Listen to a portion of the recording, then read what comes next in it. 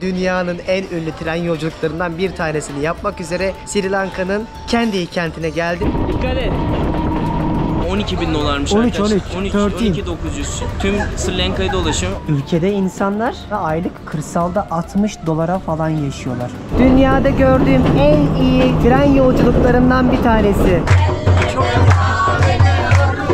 İngiltere Kraliçesi'nin tek içtiği çaylar da bunlarmış. Resmen bulutların üstünde, köylerin üstünden gidiyoruz. Son yıllarda gittiğim en ucuz ülkelerden bir tanesine kesinlikle Sri Lanka diyebilirim. Sri Lanka'ya hoş geldiniz. Türkiye'nin lider su arıtma markası Aura Sebilon Unique sunar.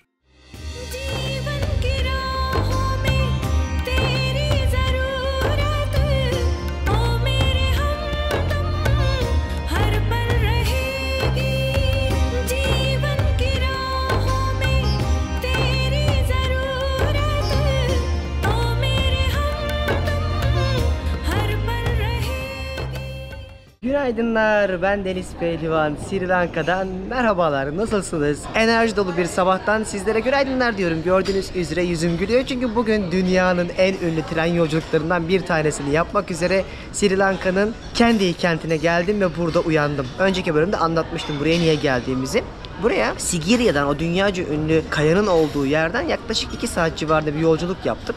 Yollar gayet tek gidiş olsa da güzeldi. Böyle Sri Lanka manzaralarını izleyerek bu otele ulaştık. Şu ana kadar dünyada gördüğüm en yeşil ülkelerden bir tanesi olan Sri Lanka'da bugün birlikte o dünyaca ünlü tren yolculuğunu yapacağız. Ve yol manzaralarını yine sizlerle paylaşıyor olacak olsam da şu an çok güzel bir otelde Kandy'de Cinnamon Citadel adında bir yerde kalıyorum. Böyle yanımızda nehir akıyor. Harika bir havuzu var. Çok güzel yemekler yiyoruz. Hava şahane. Bir insanın Sri Lanka'ya gelmeden önceki bütün beklentileri düşük olsa da yükselten bir yerdeyiz şu anda.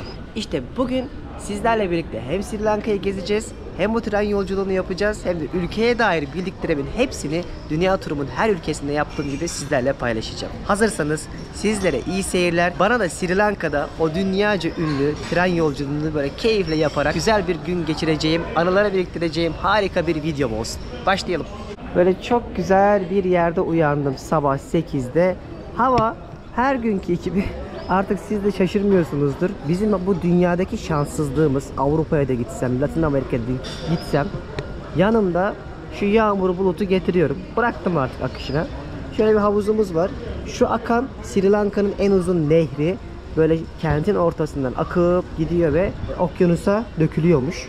Burada da şimdi bir kahvaltı yapacağız. Çok ilginçti. Benim Sri Lanka'da yiyeceğim yemeklere dair buraya gelmeden önce bir ön yargım vardı. Aç kalırım diye. Ama harikaydı. Ya dün akşam yemek yerken ekmek vardı. Yanında poğaça. Bizdeki poğaça gibi düşünün. Aynısını yedik. O yüzden şaşırmıştım ama size kahvaltı kısmını hiç göstermemiştim. Bir şöyle gelin otelde göstereyim. Burada böyle oda kahvaltı ve akşam yemeği de dahil oluyor. Half board mu diyorlar buna. Öyle bir sistemde biz otelde kalıp yemeklerimizi almıştık. Şurada içeriye bir girdiğinizde bir şu bak konusu, peynir konusu hep sıkıntı ama. Yok yani peyniri bilmiyorlar. Şurada bir cornflakes tarzı bir şeyler yapabiliyorsunuz sütle karıştırıp. Burada yoğurt var. Burada meyve tabakları yapmışlar küçük küçük. Salatanızı yiyebilirsiniz. Yine keza burada da meyveler var. Bu iyi bile gerçekten, hani ben şaşırıyorum. Aslında bir de yemek kısmı var. Burası biraz daha sıcağa maruz kalırsa bozulacak ürünlerin olduğu yer. Mesela geçen bir çorba içtim Sri Lanka'da. Bundan önce kaldığım timsahlı otel vardı ya. Orada bir çorba içtim. Annem yapmış gibiydi. O kadar lezzetliydi ve şok olmuştuk hatta. En kötü aç mı kaldın? At ekmeği kızart şurada tereyağı, balla yiyebilirsin. Burada onlara ait böyle özgü çorbalar var. Good morning. Hi, how are you? I'm good. And you? Great, perfect. What are you cooking here? The corned beef with the hopper. Coconut milk and rice. Okay. Herkes çatır çatır İngilizce konuşuyor ve bazıları aksanlı konuşuyor. Sri Lanka'da İngilizce biliyorsanız herkesle iletişim kurabilirsiniz. Aklınızda bulunsun. Şimdi burada sıcak ürünler reyonu yapmışlar. İşte standart kruvasan. Yani dünyaya. Demek kruvasan olmasa dünyada yiyecek bir şey yok. Şöyle bak, sambal bun yazıyor ya, ekmek gibi, poğaça gibi. Bunlar çok lezzetli oluyor. Onların tadını da çok beğenmiştim. Buradan gidelim. Şöyle bir sıcakları gösterelim. Haşlanmış fasulye, ızgara domates. Burada patates varmış. Burada noodle'lı, sebzeli noodle, beyaz pirinç ve string hoppers. Kesinlikle yemeyeceğiniz bir şey. Burada da sütlü pilav var. Böyle bildiğiniz anneler tatlı yapar, keser ya dolaba koyup. Onun şekil bulmuş hali ama pilav olanı. Buralarda bunları çok seviyorlar. Tereyağı ve tuzu hayatınızdan çıkarmak zorundasınız. O kadar kullanmıyorlar. Burada daha çok Hint kokusu geliyor. Baharat gözümün rengini döndürdü. Yüzüme vurdu baharat. Burada ne yapıyorlarmış? Egg station, yumurta. Hello, good morning. Good, yeah. Do you use butter? Yeah, butter. Yeah, butter too, right? Okay. Burada ne varmış? Dosalar. And waffles, pancake station. Hello, good morning. Hayatınız kötü mü geçiyor? Bir uçak bileti alın, Sri Lanka'ya gelin, sadece gülün. 32 diş gülersiniz. Şuradan kendime bir kahvaltı tabağı yaptıracağım. Sonra güne başlarız. Şöyle göz yumurta yaptım tereyağlı. Oh mis, anneli değmiş gibi. Bir tane kahve, tost yaptırdım. Şöyle bir ekmek ısıttım. Yanına da tereyağı koydum. Yani artık bunu göstermeme alıştınız. Dünyada kahvaltı konusunda ben de artık onlara ayak uydurmaya başladım. Birçok gittiğim yerde kahvaltı aramıyorum bile. Öğle yemeğiyle birleştiriyorum. Ya da bir kahve, meyve, işte vesaire, muzla vesaire geçiştirip gidiyorum. Bu bile iyi benim için şu an. Afiyet olsun. Bu arada gittiğiniz yerlerde hangi ülkede olursanız olsun, Türkiye dahil, lütfen çalışan insanların isimlerini sorun, isimlerine bakın ve isimleriyle hitap edin.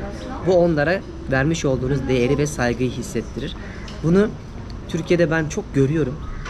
Adamı şöyle çağırıyor bak işte. Böyle. Bu ne yani? Kimi nasıl çağırıyorsun? Çok böyle adab-ı muhaşeret olmadan çağrılma şekillerini, hitabet şekillerini gördüğüm için bu yorumu yapıyorum. Çok ayıp böyle şeyler. Yurt dışında da bak mesela Sri Lanka'ya gelin, insanların gönlünü almak için bir ismiyle hitap edin, göreceksiniz farkı. O kadar mutlu oluyorlar ki bunu her yerde yapmanızı da öneririm. Çocuklarınıza da bunu öğretin. Afiyet olsun. Birazdan yola çıkıyoruz. Ve ayrılıyoruz. Good morning guys. Bizim böyle bir arabamız var. Rahat gezebilmek için böyle bir araba tuttuk. Hepsini anlatacağım sonraki bölümlerde ve kaldığımız otelin de ismi neydi? Gabaşlım. Cinnamon Citadel. Nasıl yazılıyor Cinnamon Citadel? Cinnamon Cinnamon Citadel. Citadel. Ben size açıklamaya bırakacağım onu. Şimdi normalde burada yapılacak çok önemli bir şey vardı. Buda'nın dişi var burada. Bildiğiniz tapınağın içinde sadece birkaç saniye görebiliyorsunuz. Ve bu dişi biz dün görmek istedik. Yağmur yağdığı için gidememiştik. Bu dişi de Hindistan'dan, Hindistan kralı zamanında buraya hediye ediyor. Burada da tapınağın içine koyuyorlar ve hani önceki bölümde size Budizmi ve Buda'yı anlatmıştım ya. İşte o Buda'nın, yani bu dini çıkaran adamın dişini burada bir tapınakta saklıyorlar. Biz ona gitmiyoruz. Çünkü Sezer diyor ki sahiller gece kulüpleri varmış. Abi ne işimiz var dişim işi gördük diye. Bu yaştan sonra diş görmeye mi gideceğiz? Hadi gidelim. Thank you very much guys. Good morning. Yola çıktık. Düşün, şehirler arasını böyle geçiyoruz abi.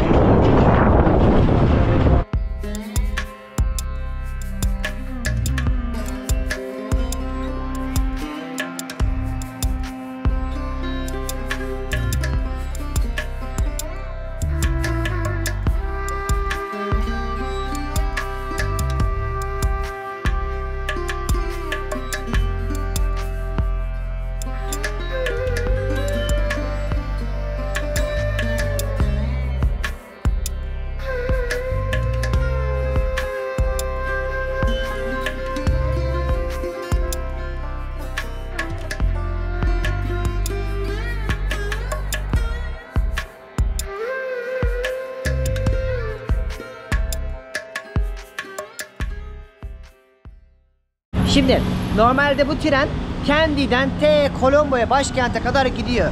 Bu sadece aradaki yolculuk bile 7-8 saat sürüyor. Ama yer bulamadık. 12 günden beri arıyoruz, bilet yok. Bir türlü denk gelmedi. Rastgele başka bir kentten, aradaki bir yerden bilet bulabildik. Oraya doğru gidiyoruz. Tabii ki Ella'dan, Kandy'den Ella'ya kadar olan yolculuğu yapmak istiyorduk ama olmayınca olmuyormuş. Zorlamak da istemedik. Buna da şükür diyerek yola çıktık. Çünkü en azından bu yolculuğu hem deneyimleyeceğiz bir parça da olsa ve çay bahçelerini göreceğiz. Seylan diyarı ya burası. Bakalım yolculukta neler göreceğiz. Böyle yaylaların içinden geçiyormuş tren. Merakla bekliyorum. Böyle bir istasyona geldik. Petrol istasyonundan benzin alıyoruz. Çünkü daha 1 saat kadar yolumuz var. Böyle onların petrol istasyonları bizdeki gibi market şeklinde değil. Daha çok böyle benzinini alıp yağma alabiliyorsun en fazla. Bu kadar. Daha minimal.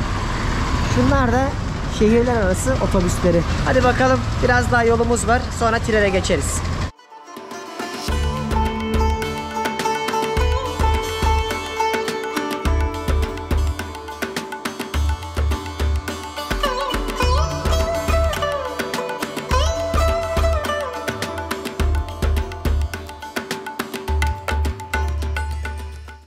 Bildiğin şu an yaylalardayız. Dağlara çıktık. Ha Karadeniz'e gelmişiz, ha Artvin'e Uşak. Yaylalara çıktık. Burada da yine her yerde şehirler arası bak kırmızı ve mavi otobüsler var. Ama çok dar yollar. Tek gidiş tek geliş. Ve her yerde bir yaşam var. Yani insanın olmadığı hiçbir yer görmedim şu ana kadar. Devam. Allah'ım. Salak ya.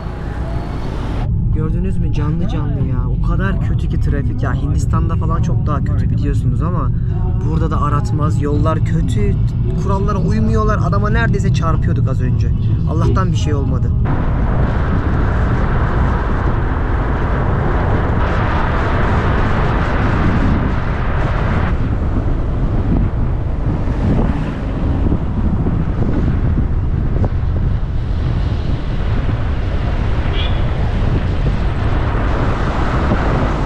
Artık çayların olduğu diyarlara gelmeye başladık. Bu çaylar aslında İngilizlerin Hindistan'dan getirmesiyle, o Seylan çayı diye geçen çaylar. İlk kahveyi deniyorlar, kahve olmuyor. Sonra diyorlar ki biz çay yapalım burada.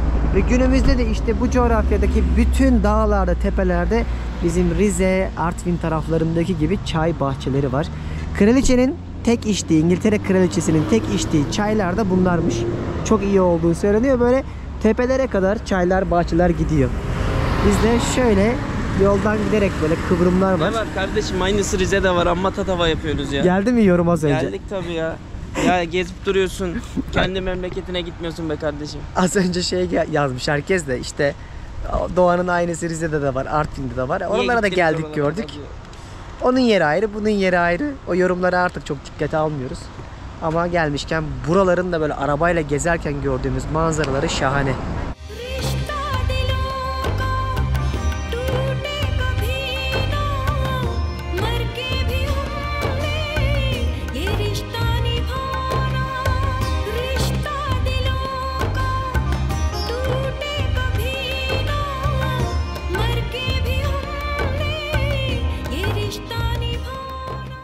Bak öylesine güzel yerler gördük ki normalde durmayacaktık. Vallahi Dayanamıyorsun değil mi? Abi dedik dur da bir çay çek daha. Ya rüya gibi, bak şimdi göstereceğim size. Direkt yol kenarından giderken hello. Her yer böyle vadilerle doluydu. Biz bu etraflardan dolaşarak ilerleyebildik. Böyle hani İsviçre'de de olur ya, manzarayı görebileceğiniz oteller, barlar, restoranlar yaparlar. Ve şuradaki şelaleye bakar mısınız? Ben burada drone uçururum. İyi seyirler.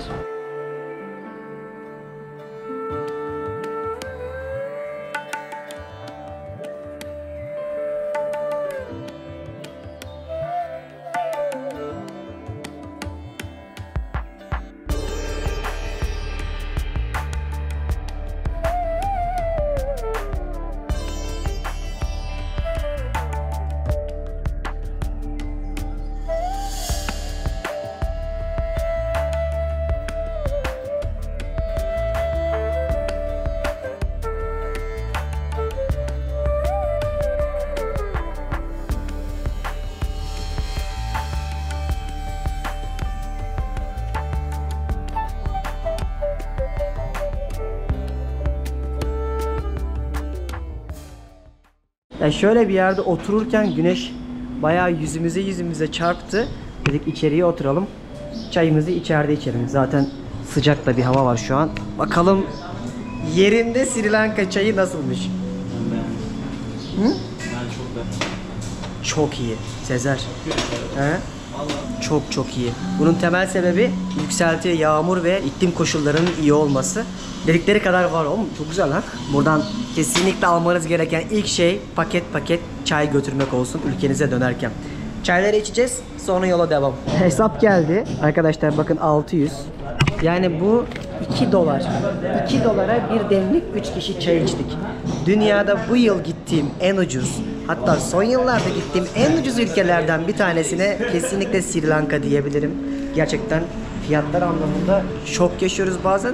Çünkü algılayamıyoruz tam olarak. Bir kişi mi, 2 kişi mi, 3 kişi mi diye.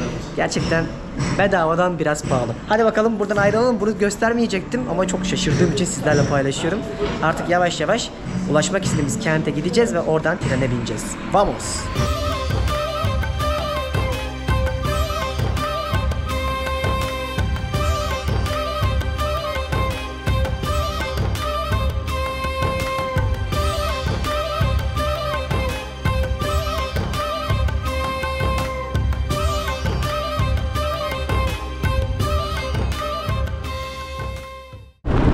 Çay bahçelerinin içinden geçiyoruz. Böyle bir dar yola girdik. Hatta turistler görüyorsunuz bak. Çay topluyorlar. Burada bu aktiviteyi de yaptırıyorlar size. Biz buradaki şelaleyi görmeye gidiyoruz şu anda. Böyle gidilmez ki. Baksana tuttuk sonra gidiyor. Araba durdu artık gidemedik. Bakalım inşallah gideceğimize değecek. Buradan sonra katırlarla. Böyle bir şey olabilir mi ya? Şimdi biz treni yakalayacağız ya. Acelemiz var. Ama diyor, bu diyor, tuktukla giderseniz diyor, treni kaçırırsınız diyor. Ulan dedim zaten amacımız trenle gitmek. Yemişim dedim şelalesini. O kadar rahatlar ki gülüyor. Peki peki yapıyor böyle kafayı. Vazgeçtik, gidemeyeceğiz şimdi şelaleye falan. Çünkü o zaman treni riske edemeyiz. Çok zamanımız yok. Zaten zorla bilet bulduk kaç gündür. Buralara geldik, dolaştık, gördük, en azından yolumuzun üstündeydi. Şelaleyi de drone'la çektim. Ama o treni risk etmeyeceğim. O yüzden geri dönüyoruz. Baksanıza nerelere gelmiştik. Şelalenin çıkılacağı yer şuradaydı ama bak şuradan akıyor. Alsın. Hello. Hi.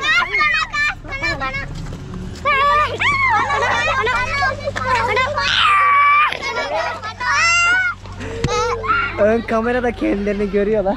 Okuldan dönen çocuklar. Dağların başında. Vallahi var ya, düşündüğünde yaşadıkları yere bak. Yani o Colombo'daki gökdelenler aynı ülkedeki köyler. İki yüzü aslında. Abi yola atlayan insanlar var. Bak bak. Bak kız direkt yola atlıyor. Baksana. Allah Allah. Arabayı durdurmak için çiçek satıyorlar ama yola atlayarak.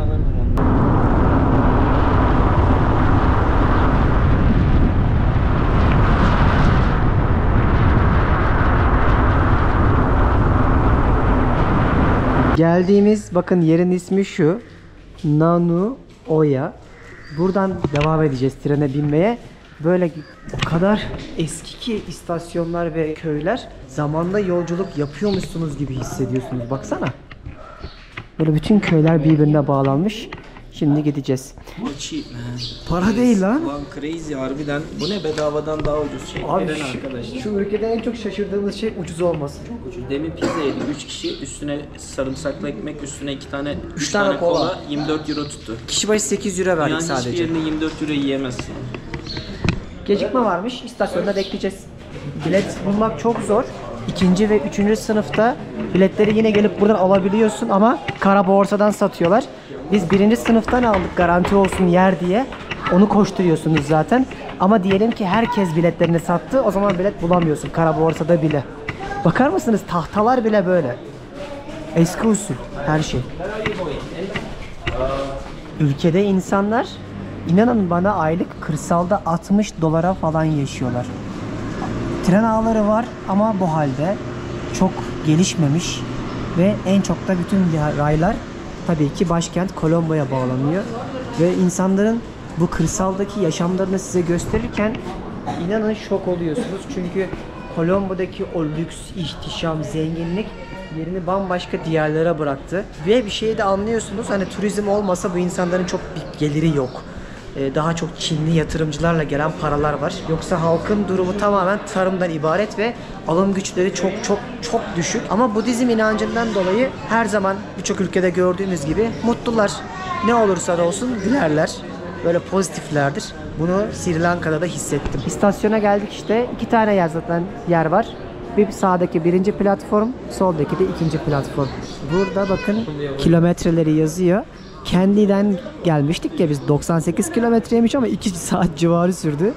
Ella'da 64 kilometre sonraymış. Bekleyelim bakalım trenimizi. Şimdi burada beklerken dikkatimi çeken bir şey oldu. Burası bir film seti gibi. Her şeyi böyle sanki eskitmişler. O dokuyu vermeye çalışmışlar gibi. Binalar, yazıların renklerinin tonları ya da tren hatları var ya, onlardaki kıvrımlara kadar bunu hissedebiliyorsunuz. Ağaçlara kadar ve o kadar ilginç bir şekilde bunun içinde olduğunu hissediyorsun ki sanki böyle yolcularla birlikte biraz sonra filmin içine dahil olacakmışsın gibi. Zaten buradan çok lüks ya da ultra bir beklentiniz olmasın. Bu tamamen dünyaca ünlü nam salmış, özellikle Instagram'la beraber insanların bir nevi hayatta bir kere görmek için sıraya girdikleri bir tren yolculuğu. Hadi bakalım, az kaldı. Bakın buradayız, Nanoya'dayız, Ela'ya gideceğiz. Gördüğünüz o dağların benzerlerinin içinden geçerek, vadilerden geçerek gideceğiz. Çokça yeşili göreceğiz. Bir de bu trenin ilginç yanı, mavi renkte olduğu için böyle tabiatın içerisinde çok dikkat çekerek ilerliyor. O yüzden renk anlamında, işte Instagram'da paylaşımlar anlamında birazcık da popülerleştirilmiş bir hat. Az kaldı. 18 dakika sonra trenimiz gelmiş olacak. Allah, geldi benimki. Ve başlıyoruz.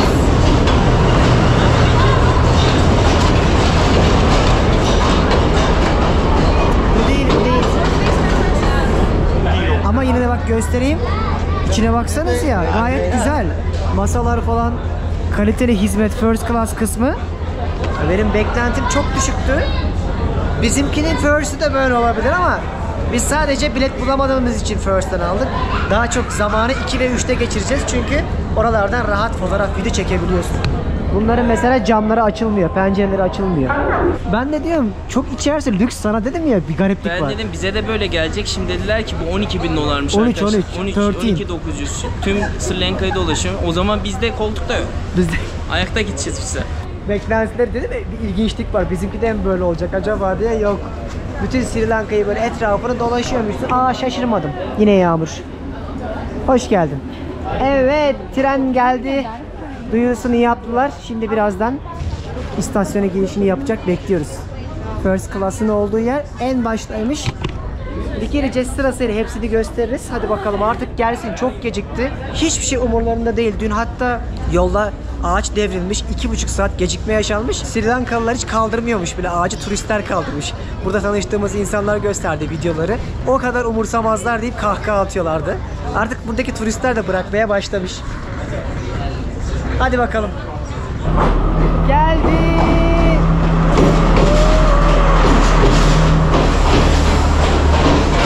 Hadi bakalım. Birine sınıfa gideceğiz. Oğlum içi falan bayağı güzel görünüyor. Ülkenin en ünlü treni bu, Ella'dan Kolomba'ya gidiyor. Klima mı var?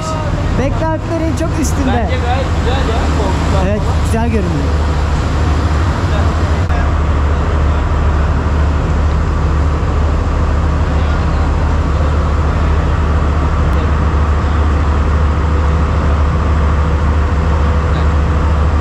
Hadi bakalım. İçerisi böyleymiş. Yalnız belli mi? Bilmiyorum. Vallahi burası müsait gibi. 1-2 yazıyor değil mi zaten? Yani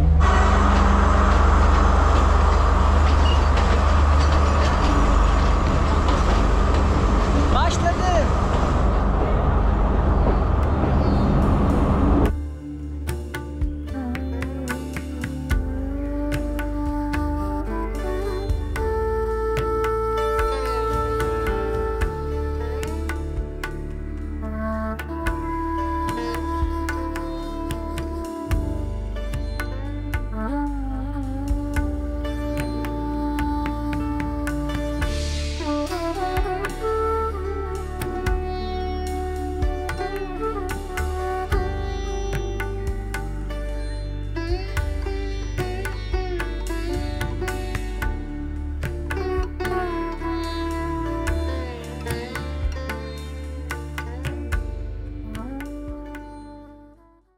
Nerelere geldik bakar mısınız? Dağlara, yaylalara çıktık. Tren hala yukarıya çıkmaya devam ediyor. İnsanlar böyle yaylalarda çaycılık yapıyorlar. Herkesin çay bahçesi var. Başka hiçbir şey yok. Yağmur başladı. İnsanlar çayları topluyorlar şu arka taraflarda. Ama bak her şeye rağmen burada bile çöp var. Şimdi durduk. Niye durduk bilmiyorum. Şimdi Ekürüm Sezer'le beraber Trenin altını üstüne getirdi. Hadi gidelim. Hadi gidelim. Burası first class'tı. Şimdi second ve third class diye geriye doğru gidiyoruz. Oralardan sarkabiliyorsun dışarıdan. Buralardan sarkıtmıyorlar. Gidip bakalım. Second class oldu. Birazcık daha koltuklar değişti. Ama rahat bir şekilde hepsini gezebiliyorsun içeride. Karışan eden yok yani.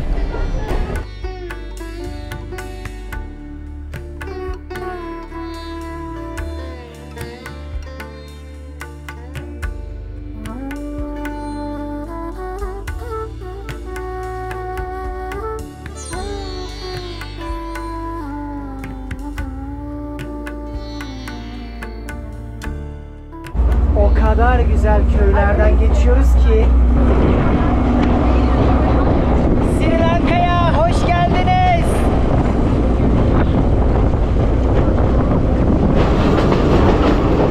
Abi resmen sislerin içine geldik.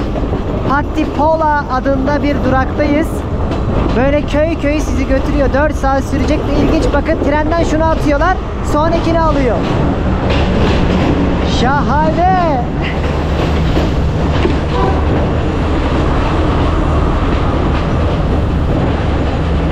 Abi çok eğleniyorum. Şu an var ya, o kadar güzel ki.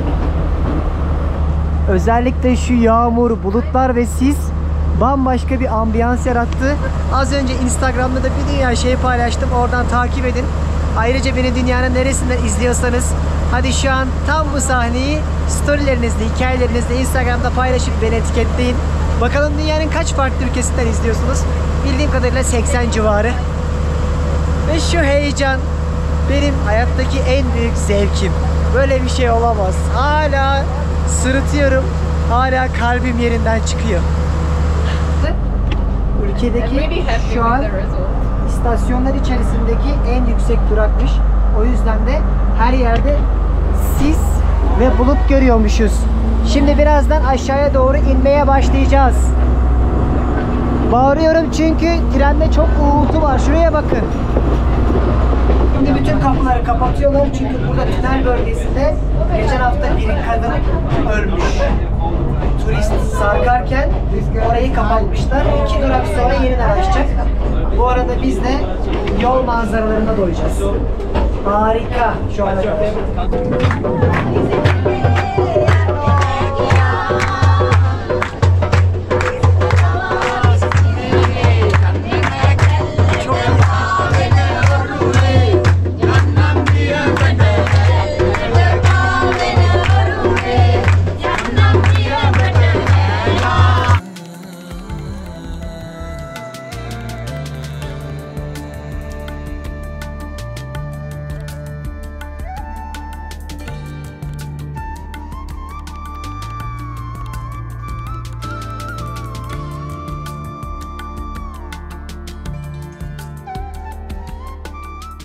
Kesinlikle dünyada gördüğüm en iyi tren yolculuklarından bir tanesi. Resmen bulutların üstünde, köylerin üstünden gidiyoruz. İnanılmaz.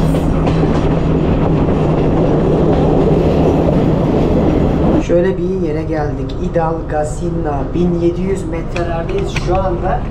Az önce 2000'lere kadar yaklaşık çıkmıştık. Ülkenin en yüksek noktalarıydı. Buralara İngilizler zamanında tren ağlarını sırf çayları taşımak için kurmuşlar ve Hindistan'dan buraya çayları getirip bu köylere dağıtmışlar. Sonra da buradaki tren ağlarını kurup çayı buradan ihraç etmişler. 800'lü yıllarda yapılmış ve 150 yıldır hala aynı hatları kullanıyorlar.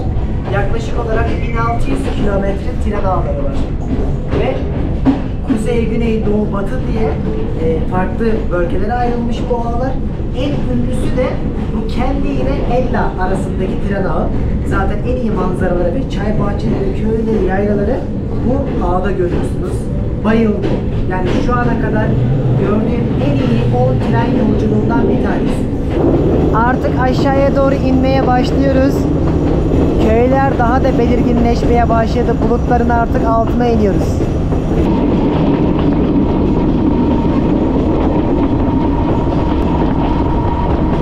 Dikkat et. Bu kadar güzel karelere şahitlik ediyorum ki yani kalbim yerinden çıkacak.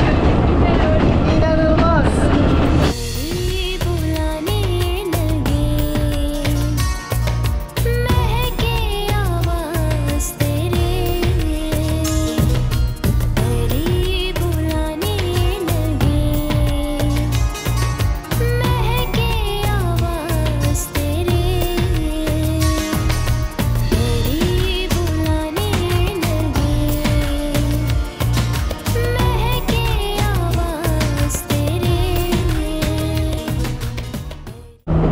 Tenekeden evlerde, derme çatma evlerde yaşıyorlar. Görüyor musunuz aslında?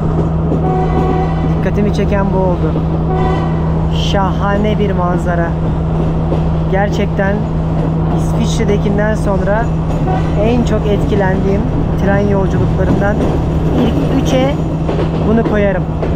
Bandara Vela istasyonuna geldik. Burası da bir Elle'ye gelmeden önce 8 kilometre kaldık. Küçük bir kente benziyor.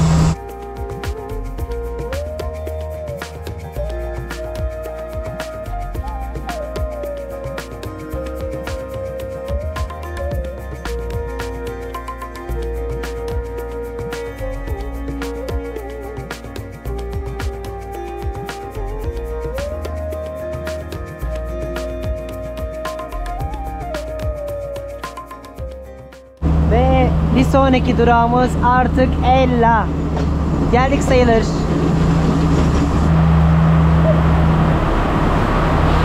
Bitti. Ella'dayız, geldik. Yağmur yağıyor. Birazdan otelimize geçeceğiz. Anlatacağım hepsini. Çok güzeldi. Her şeyine bayıldık. Bayıldık. Harikaydı. Yağmurda çıkamayız. Şuradan çıkalım 10 saniyede sırılsıklamız. Şimdi otele geldik. Bizi böyle bir dünya kelebek karşıladı. Kalacağımız yer şunun aşağısında. Her yer çok karanlık. Yağmur felaket yağıyordu. Burada bir bekliyoruz şu an yağmurun dinmesini. Birazdan yürüyerek aşağı inecekmişiz. O kadar güzel ormanlar var ki. Tabii GoPro ile çekemiyorum ama olsun. Göreceğiz bakalım. Bundan sonra katırlarla devam edeceğiz. Bununla inecekmişiz aşağıya. 2,5 kilometre daha yolumuz var. Let's go. Allah Allah. Allah, bindik bakalım. Kaldığımız yere götürecekler. Gidiyoruz mu? Hadi gidiyoruz. Hadi let's go. Take care of the butterflies, okay? You got them. Dayım her şeye gülüyorlar. Biz nereye geldik bakar mısın? Buraya yaklaşık 20 dakikada ulaştık. Böyle ışığı da yaktılar. Şurada aşağıda bir tesis olmalı. Hadi bakalım. Şuralarda bir yerde. Neden böyle bir yere geldik? Doğasına hayran olduğumuz için. Ben sabahının çok güzel olacağına eminim. Böyle zaten ekolojik yerlere gittiğiniz zaman akşam geliyorsanız içinizi bir korku kaplar. Ulan ben nereye geldim? Keşke şuradan daha merkezi bir yerde kalsaydım dersiniz. Ama sabah olduğunda gördüklerimiz her şeyi unutturur. Allah Allah, teleferikle gideceğiz. Vallahi billahi. Dur, daha ne göreceğiz? İnanılmaz. Hiç beklemiyordum böyle bir şey. Baksana. Vay be. Gerçekten inanılmaz bir deneyime doğru. Oğlum bu ne? Karşıda nehrin üstünden geçeceğiz. Kanka, Videoda son kanıt siz kalırsınız. yarışmaya Gonca da katıldı, Survivor'a. 3 genç ormanın içinde birbirlerini tanımadan gidiyorlardı. Ama ne olacaklarından haberleri yoktu. Anam babam da beni dünyayı geziyor, içeri giriyor. Bilmiyor ki kelle koltukta. Oğlum vallahi gidiyoruz. Arkadaşlar hakkınızı helal edin. Bak dünyada 103 ülke gördüm. Ben böyle bir şey görmedim. Ben de ilk defa böyle bir şey görüp böyle bir şey yaşıyorum. Baksana şu an Rize'deki, Darararam. Trabzon'daki gibi aşağısı nehir. Karanlıktan karşıya geçiyoruz ve hiç bilmediğimiz insanların kurduğu bir tesise. Bak Solumuzdan bir tane daha gidiyor. Biri var mı? Boşunu gönderiyor. Ama çok heyecanlı. Bak çark belki de sistemi heyecanlı var. olan buydu. Yani bunu yaşayınca daha çok heyecanlandık. Bir otele gitsek bu kadar heyecanlanmayacak. Ya tabii. Kankalar şurada bir ışığa doğru gidiyoruz. Benim gördüğüm ışığı siz de görüyor musunuz? Yemek kokuyor. Evet, et kokuyor. Adam yönetiyor. Arkasında Geç. yine dünya kadar Kelebekler kelebek var. Korku filmi gibi bir yere geldik ya. Yani Testere Valla adam da Fatih bize geldi. geldik. Hello. Kurdukları sistem bu. Şununla geldik az önce. Şöyle bir şeydi. Odalara geçelim. Heyecanlı bir yolculuk oldu. Şu sistem vardı. Ya çok güzel bir yerdeyiz eminim ama sabah merakla uyandığımda size anlatırım da. Şuraya bak. Her yerde binlerce kelebek var. Tamamen jungle'ın ortasındayız. Zaten jungle bilmem ne otel diye geçiyor. Ormanın ortasında sattılar. Welcome drink. Hi brother. How are you? What's your name?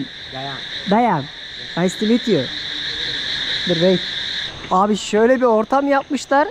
Ateşi de yaktılar. Akşam burada herkes oturacak. Ateş başı keyfi yapacakmışız. Şimdi bizi odalarımıza götürüyorlar. Karanlıktan gidiyoruz. Vallahi pişirecekler diyor. Vallahi krema soslu mu? Krema soslu, tavuklu bir de meyveli dedik. Sosumuz böyle olacak. Benim Ateşi yahnim yaktılar. güzel olur. Burası benim yatağım. Şurada bana ait bir duş tuvalet var ama yerlerde falan hep kelebekler ölmüş, böcekler var. Şöyle bir duş tuvalet var. Yani doğaya uyumlu bir yer yapmışlar. Çok güzel olacak sabah da tahmin ediyorum, biliyorum da ama bu kadar çok doğanın içinde olmak heyecanlı oluyor. Özellikle uyurken insan korkmuyor değil. Baksanıza. Allah. Neyse Deniz Pehlivan nerelerde kaldı, neler gördü. Buna da alışır ama bir kendime geleyim, bir yemek yiyeyim, durun. Şu sabahtan beri yollardayız. Bayağı yoruldum. Şurada yemeğimizi yedik. Bir şekilde doyduk mu? Doyduk abi de. Daha Doyduk bu- ya, güzeldi. Ben sevdim yemeği. Bunun gecesi var. Her vardı. Senin odada örümcek vardı. Örümcek vardı, ölmüş, kurumuş. Perdede çekeyim dedim, düştü. Ulan sonra bir baktık kupkuru. Neyse. Ben böyle bir şey görmedim. Ama ateşimiz var. Yani buna da şükür. En kötü ateşimiz var. Birazcık keyif yapıp günün yorgunluğunu atacağız artık. Yağmur tam anlamıyla dindi. Şöyle bir dışarıya çıktım. Sebebini anlatacağım. Yıldızlar cam gibi görünüyor. Ama siz anca bu kadar görebiliyorsunuz. Aslında ortam harika, tabiat muhteşem. Ama birazdan size anlatacaklarım var. Normalde burada kalmayı çok istiyordum. Şahane bir tabiatın ortasında, buraların İsviçre'si olarak bilinen bir coğrafyada nehrin kenarında uyanacaktık. Ama her yeri su bastı. Özellikle bütün temiz sular kirlendi. Çeşmelerden, tuvaletlerden dahi kapkara, tabiri caizse toprak akıyor. O yüzden duş dahi alamıyoruz, tuvaletlere dahi kullanamıyoruz. Otel değiştiriyoruz. Seyahatlerde böyle şeyler olabilir. İstenmese de yapacak bir şey yok. Şimdi başka bir otele gideceğiz. Orada kalacağız. Otelimizi değiştirip yarın yeni bir güne, bir sonraki videoda sizlerle devam edeceğim. Şimdilik uyumak istiyorum ve bir an önce duş almak istiyoruz. Çok uzun bir gün oldu. Bir sonraki bölümde buraların gerçekten İsviçre'si nasılmış sizlerle paylaşacağız. Seyahatlerde böyle şeyler olur. Bir sonraki bölümde görüşmek üzere. Sri Lanka'dan selamlar. Türkiye'nin lider su arıtma markası Aura Sebilon Unique sundu. Baka çok ilginç yerdi ya. Neyse yapacak bir şey yok. Hadi bakalım. Vardır bunda da bir hayır. Abi çok ilginç olabilirdi gerçekten. Bir yandan da üzülüyorum ayrıldığımıza ama yapacak bir şey yok. Adamlar da çok üzülmüştü. Hadi bize şimdiden iyi geceler olsun. Yarın daha güzel bir güne başlayacağız.